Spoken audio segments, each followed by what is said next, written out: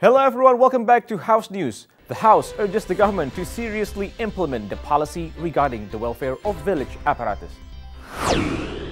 The government is targeting an industrial area in Bangkalan as one of the centers of industrial growth in East Java. The House urges the government to remain vigilant to the current global situation and also to anticipate food and energy crisis.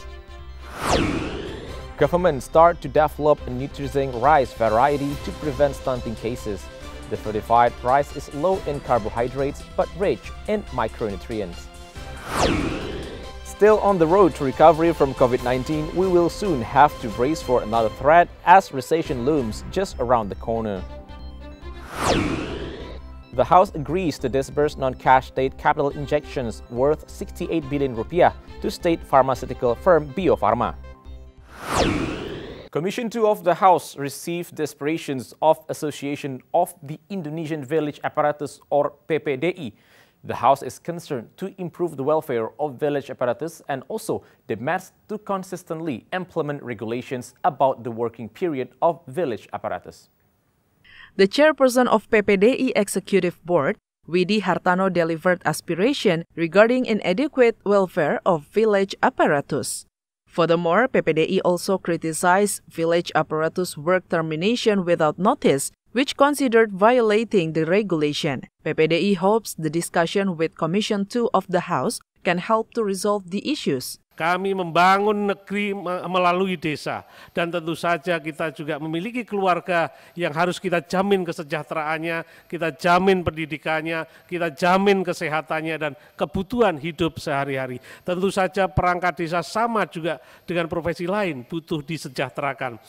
Member of Commission 2 of the House, Ongku P. Hasibuan, said the House will look into the issues by inviting related commission partners to hearing meetings and working meetings.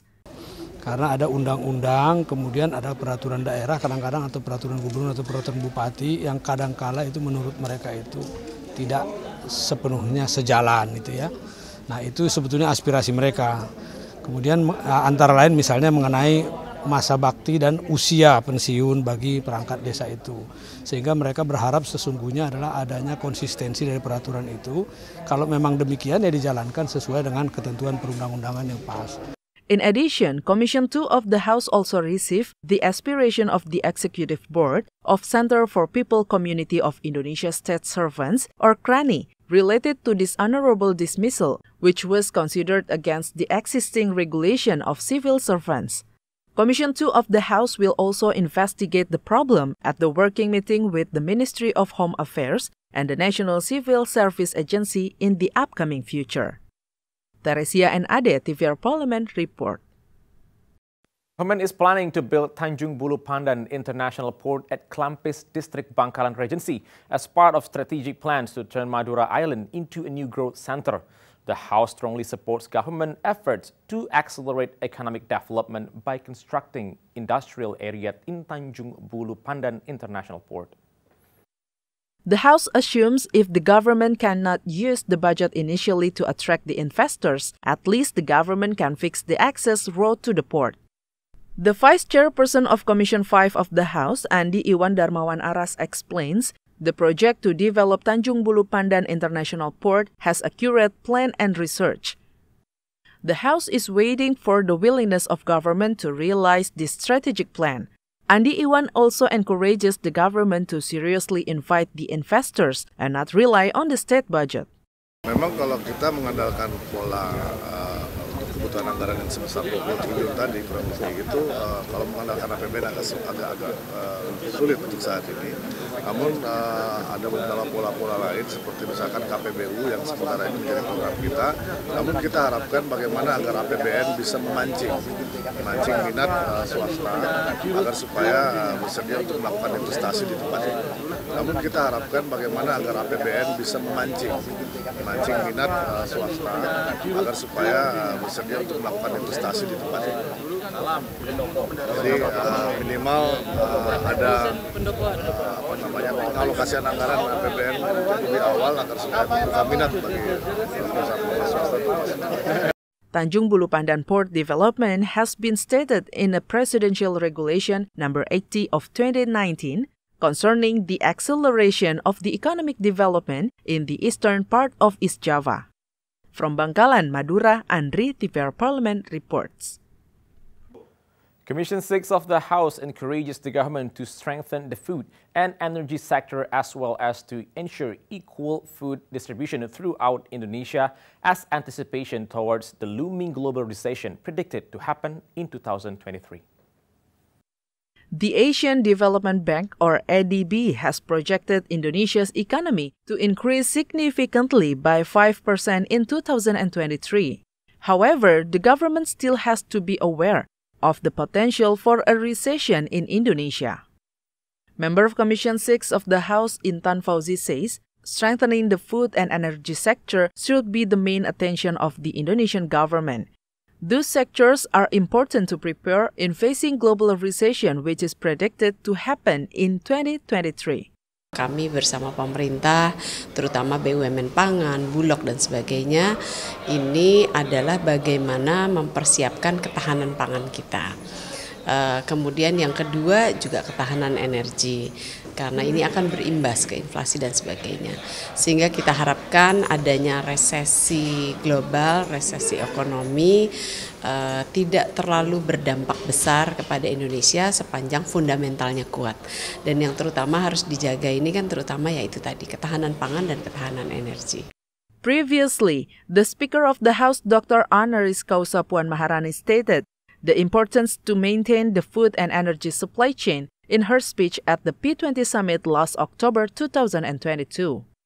Ken Hilman and Kiki, TVR Parlemen report. In a specific working visit to the Agricultural Technology Research Center, or BPTP, in Serang, Banten recently, Commission 4 of the House asked the Echelon 1 of the Ministry of Agriculture to provide full support for agricultural development conducted by BPTP, mainly related to seed provision. The chairperson of Commission 4 of the House, Sudin, explains government should focus more on developing Nutrizing rice varieties with higher nutritional value as a part of efforts to handle stunting in Indonesia. Data recorded the prevalence of early childhood stunting in Banten has reached 24.5%, even higher than the national rate. Itu memang benih padi Nutrizing itu memang sudah ada, cuman belum diperbanyak, maka nanti saya ingin itu lebih fokus. Karena untuk mengurangi stunting, itu sangat penting sekali. Karena kan di Indonesia kan stunting masih cukup tinggi lah. Vice Chairperson of Commission 4 of the House, Anggia Ermarini, mentions providing nutritious food is an effort to create the next Indonesia superior generation. Padi, terutama Nutrizing yang banyak zinc-nya untuk pencegahan stunting itu sangat dibutuhkan karena kabupaten provinsi Banten termasuk tinggi, apalagi Pandeglang itu hampir 30% kasus stuntingnya. Kalau Banten secara keseluruhan 25%, kalau nggak 24%. Nah, ini menjadi penting karena sekali lagi investasi kita, investasi negara itu adalah bagaimana membangun generasi unggul. On the other hand, zinc rice variety can also increase immunity. Therefore, BPTP is expected to be able to synergize with farmers in managing agricultural technology development, mainly in developing the seed sources. From Serang, Banten, Akbar Prakoso, TVR Parlemen reports. Commission 7 of the House is optimistic Indonesia's risk to be hit by recession is relatively small compared to the other countries. Indonesia is considered to have sufficient food and energy supply and also positive economic growth.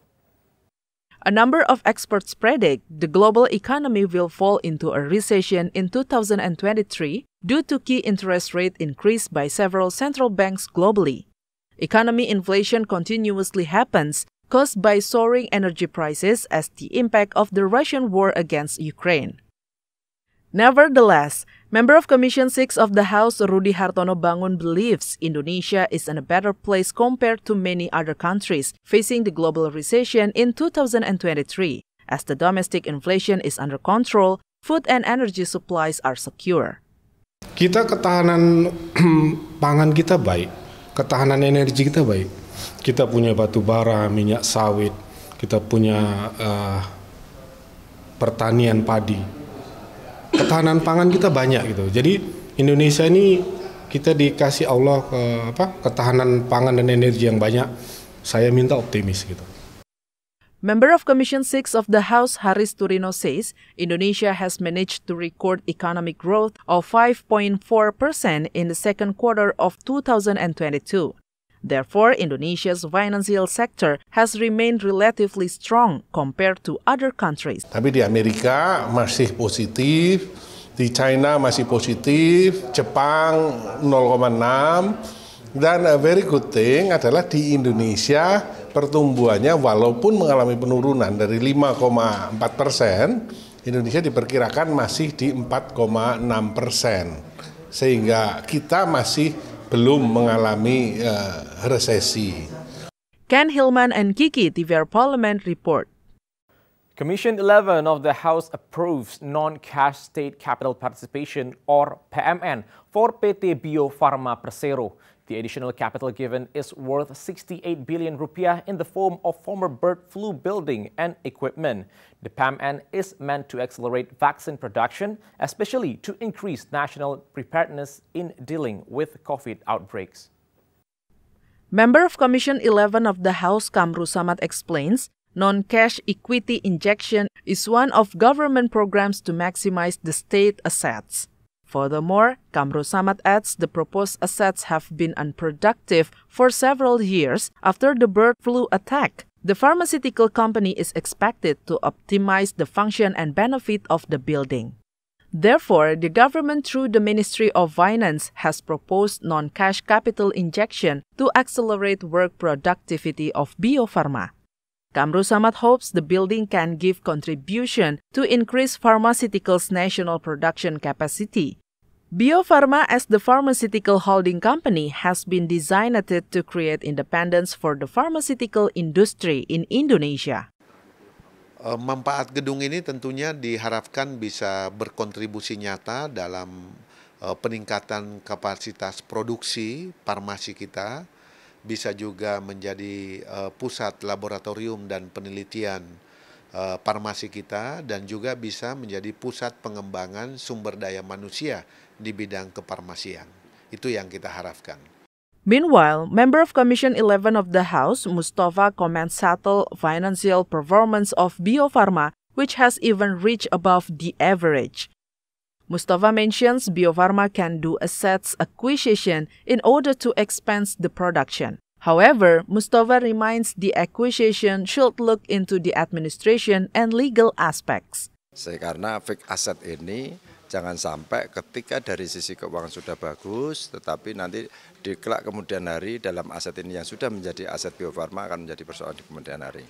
Jadi pada prinsipnya ini sudah cukup baik, ya mudah-mudahan nanti dalam pelaksanaan hasil keputusan untuk PMN yang akan nanti dirapatkan di pimpinan, mudah-mudahan semua tidak akan terjadi perubahan.